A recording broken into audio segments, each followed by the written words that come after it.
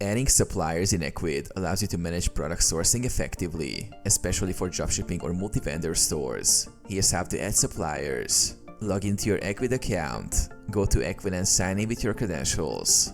Access the catalog section. From the dashboard, navigate to Catalog Products. This section displays all your current products. Select a product. Click on the product for which you want to add a supplier. This will open the product editing page.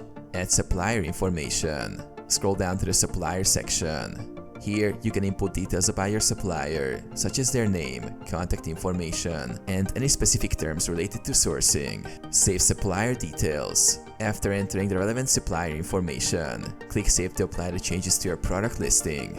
Repeat for other products. If you have multiple products to associate with different suppliers, repeat the steps for each product. Use tags for better organization. Consider using tags or categories to help organize products by suppliers, making it easier to manage your inventory.